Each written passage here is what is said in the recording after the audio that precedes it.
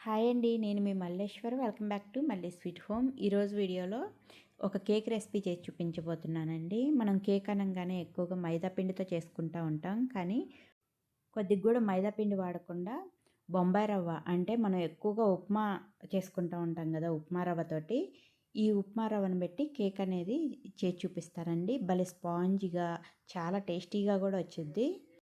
ఈ కేక్ చేసుకోవడానికి బీటర్ గానీ, ఓవెన్ గానీ, బటర్ గానీ ఇవేవీ లేకుండా అన్నీ ఇంట్లో ఉన్న వాటితోనే చాలా సింపుల్‌గా ప్రిపేర్ చేసుకోవచ్చు. పిల్లలకి స్నాక్స్ బాక్స్‌లో పెట్టిచ్చినా కూడా చాలా ఇష్టంగా తింటారు. మరి ఇప్పుడు ఈ రెసిపీ చూసే ముందు ఫస్ట్ టైం మన ఛానల్ ఎవరన్నా కొత్తగా చూసేవాళ్ళైతే ప్లీజ్ సబ్స్క్రైబ్ చేసుకోండి. ఆల్రెడీ సబ్స్క్రైబ్ చేసుకున్న వాళ్ళైతే లైక్ చేయడం మర్చిపోవద్దు. మరి ఇప్పుడు ఈ రెసిపీ కోసం ఫస్ట్ మిక్సీ జార్ తీసుకొని ఇందులోకి 1 కప్పు ఉప్మా రవ్వను వేసుకోవాలండి. ఉప్మా రవ్వ, సూజీ రవ్వ అంటారు కదా, ఈ రవ్వని 1 కప్పు వేసుకోవాలి. ఇప్పుడు ఇదే కప్పుతోటి 1 కప్పు పంచదార వేసుకోవాలి. మనం ఏ కప్పుతో అయితే రవ్వని తీసుకుంటామో అదే కప్పుతోటి 1 కప్పు పంచదార అయితే స్వీట్ అనేది కరెక్ట్‌గా సరిపోయిద్ది. ఇప్పుడు ఈ రెండిటిని కూడా బాగా మెత్తగా మిక్సీ పట్టేసుకోవాలి. ఒక 2 నిమిషాల పాటు మిక్సీ పట్టామంటే ఈ విధంగా మెత్తగా మిక్సీ అయిద్దనమాట. రవ్వను, పంచదార ఇలాగ మిక్సీ పట్టిన తర్వాత ఇప్పుడు ఇందులోకి 3 ఎగ్స్‌ని అయితే ఈ విధంగా పగలగొట్టుకొని వేసుకోవాలి. మీరు ఎగ్‌లెస్ కేక్ చేసుకోవాలి, మాకు ఎగ్ వేసుకోవటం ఇష్టం లేదనుకున్న వాళ్ళు ఎగ్ ప్లేస్‌లో ముప్పావు కప్పు పెరుగు వేసుకోవచ్చండి. ఈ కోడిగుడ్లను కూడా ఒక్కోసారి మనం ఫ్రిడ్జ్‌లో పెడతా ఉంటాం కదా, ఇలా ఫ్రిడ్జ్‌లో పెట్టినవి కేక్ చేయాలనుకున్నప్పుడు డైరెక్ట్‌గా తెచ్చి ఇలా వేసుకోకూడదు. ఆ కోడిగుడ్ల కూలింగ్ అంతా పోయిన తర్వాత అప్పుడు కేక్ అనేది చేసుకోవాలి. తర్వాత ఒక అరకప్పు కాగబెట్టి చల్లార్చిన పాలను పోసుకోవాలి. మనం ఉప్మా రవ్వ, పంచదార ఏ కప్పుతో అయితే తీసుకున్నామో అదే కప్పుతో అరకప్పు కాగబెట్టి చల్లార్చిన పాలను పోసుకోవాలి. తర్వాత ఒక పావు కప్పు రిఫైన్డ్ ఆయిల్ అయితే వేస్తున్నానండి. పల్లి ఆయిల్ అసలు వేయకూడదు. రిఫైన్డ్ ఆయిల్ మాత్రమే ఒక పావు కప్పు వేసాను. అలాగే మరొక పావు కప్పు నెయ్యి అయితే వేస్తున్నానండి.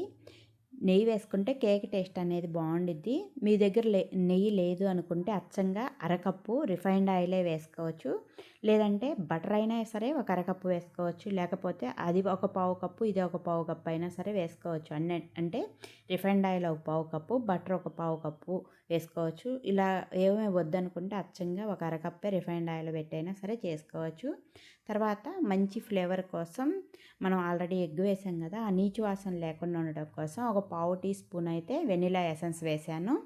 వెనిలా ఎసెన్స్ లేదు అనుకున్న వాళ్ళు కొద్దిగా యాలకుల పొడి అయినా సరే వేసుకోవచ్చు, లేదా 2 యాలకులైనా సరే వేసుకొని 2 నిమిషాల పాటు మధ్య మధ్యలో ఆపుతూ ఈ విధంగా బాగా మిక్సీ పట్టుకోవాలి. మనం కావాలంటే విస్కర్ ఉంటే విస్కర్తోనైనా సరే బీట్ చేసుకోవచ్చు, కానీ అందరికీ ఈజీగా ఉండిద్దని ఇలా మిక్సీలో వేసి చూపిస్తున్నానండి. ఇలా చేసుకుంటే చాలా సింపుల్గా అయిపోద్ది. ఈ బ్యాటర్ని మనం ఎంత బాగా మిక్సీ పడితే మనకి కేక్ అనేది అంత ఫ్లఫీగా వచ్చిద్దండి. ఇలా మిక్సీ పట్టిన మిశ్రమాన్ని ఒక గిన్నెలోకి తీసుకొని మూత బోర్లు ఇచ్చి 1 గంట సేపు నాననివ్వాలి. మనం ఇందులోకి ఉప్మా రవ్వను వేసుకున్నాం కాబట్టి రవ్వ నానడానికి కాస్త టైం పట్టిద్ది. ఇలా గంట సేపు నానిన తర్వాత ఇప్పుడు కేక్ బేక్ చేసుకోవడానికి స్టవ్ పైన ఇలాంటి కాస్త వెడల్పుగా ఉన్న గిన్నెని పెట్టేసుకోవాలి. ఈ గిన్నెలోకి ఇలాంటి స్టాండ్ ఉంటే పెట్టుకోండి, లేకపోతే స్టాండ్ బదులు ఒక ప్లేట్నైనా బోర్లిచ్చుకోవచ్చు, లేదా కొద్దిగా ఇసుకైనా పోసుకోవచ్చు, కొద్దిగా సాల్ట్ అయినా సరే వేసుకోవచ్చండి. నేను చెప్పిన వాటిలో ఏదైనా సరే గిన్నెకి అడుగు భాగాన పెట్టుకోవాలి. పెట్టుకున్న తర్వాత ఫ్లేమ్ సిమ్లో పెట్టేసుకొని ఒక 10 నిమిషాల పాటు ఉంచామంటే గిన్నె కూడా వేడైద్ది. ఈ లోపల మనం కేక్ బ్యాటర్ అనేది రెడీ చేసుకుందాం. మనం మిక్సీ పట్టి ఉంచిన మిశ్రమంలోకి మనం ఏ కప్పుతో అయితే ఉప్మా రవ్వని, పంచదారని తీసుకుంటామో అదే కప్పుతోటి ఒక అరకప్పు గోధుమ పిండి, ఒక అర స్పూను బేకింగ్ పౌడరు, ఒక పావు టీ స్పూన్ కన్నా కూడా కొంచెం తక్కువగా వంట సోడా వేసుకొని ఇవన్నీ కూడా ఒక జల్లెడలోకి వేసుకొని జల్లించుకొని తీసుకోవాలి. కొలతలన్నీ కూడా ఒకే కప్పు కానీ లేదా గ్లాస్తో కానీ తీసుకోండి. అప్పుడు కేక్ అనేది ఫెయిల్ అవ్వకుండా పర్ఫెక్ట్గా వచ్చిద్ది. ఇలా జల్లించుకున్న తర్వాత ఇప్పుడు ఈ పిండంతా కూడా ఎగ్ మిశ్రమంలో కలిసేలాగా బాగా కలుపుకోవాలి. ఈ కేక్ బ్యాటర్ని ఎలా పడితే అలా కలపకూడదు, ఒకే డైరెక్షన్లో కలుపుకోవాలి. వీడియోలో చూపిస్తున్నాను కదా, ఇలాగా కేక్ బ్యాటర్ అనేది ఒకే డైరెక్షన్లో కలుపుకొని ఈ బ్యాటర్ అనేది ఈ విధంగా రెడీ చేసుకోవాలి. ఇప్పుడు కేకుని బేక్ చేసుకోవటం కోసం కేక్ టిన్ ఉంటే అది తీసుకోండి, లేదంటే ఇలాంటి గిన్నెలు మన అందరి ఇళ్ళల్లో ఎక్కువగా ఉంటాయి కదా, ఈ గిన్నెని ఒకటి తీసుకొని కేక్ అంటుకోకుండా ఉండటం కోసం ఈ గిన్నెకి ఆయిల్ రాసుకోవాలి. ఇలా ఆయిల్ రాసుకున్న తర్వాత ఇలాంటి బటర్ పేపర్ ఉంటే ఇలా రౌండ్గా కట్ చేసుకొని పెట్టుకోండి. లేదనుకుంటే గోధుమ పిండితోటి మనం ఆయిల్ రాసి పెట్టి ఉంచాం కదా ఈ గిన్నెకి, దానిపైన గోధుమ పిండి చల్లుకున్నా కూడా మనకి కేక్ అనేది అంటుకోకుండా వచ్చింది.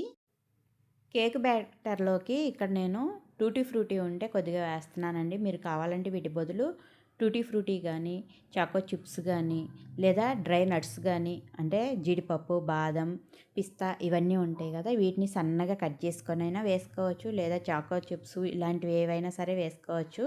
వేసుకొని ఒకసారి ఈ బ్యాటర్లో కలిసేలాగా కలుపుకోవాలి.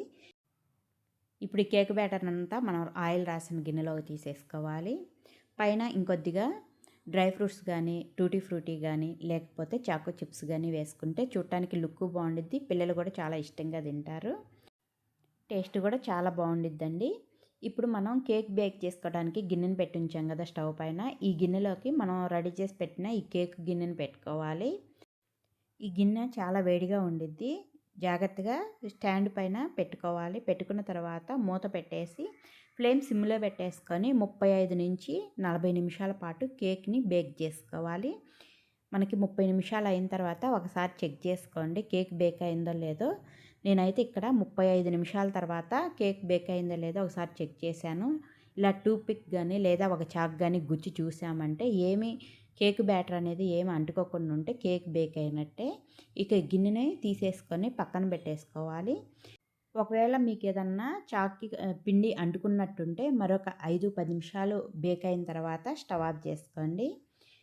స్టవ్ ఆఫ్ చేసుకొని ఈ గిన్నెని పక్కన పెట్టేసుకొని పూర్తిగా చల్లారిన తర్వాత సైడ్లు చాకుతోటి రిమూవ్ చేసేసుకొని ఒక ప్లేట్లోకి ఈ విధంగా గిన్నెని బార్లు ఇచ్చి ట్యాప్ చేసామంటే కేక్ అనేది మనకి ఎక్కడా కూడా అంటుకోకుండా వచ్చింది. పూర్తిగా చల్లారిన తర్వాతే ఇలాగ కేక్ అనేది రిమూవ్ చేసుకోవాలి. చూసారు కదా, ఎక్కడ అంటుకోకుండా కేక్ అనేది పర్ఫెక్ట్గా భలే స్పాంజ్గా వచ్చిందండి. టేస్ట్ కూడా అంతే ఉండిద్ది. మనం ఎక్కడా కూడా మైదా పిండి వాడకుండా చాలా హెల్తీగా ఉప్మా రవ్వ గోధుమ పిండితోటే చేసుకున్నాం కాబట్టి టేస్ట్ కూడా చాలా బాగుంటుంది. ఎటు న్యూ ఇయర్ కూడా వస్తుంది కాబట్టి స్వయంగా మన చేత్తో మనమే ఇలాంటి స్పాంజ్ కేక్ రవ్వతోటి చేసి పెట్టామంటే పిల్లలు కూడా చాలా ఇష్టంగా, ఇంట్లో వాళ్ళు కూడా హ్యాపీగా తినేస్తారు.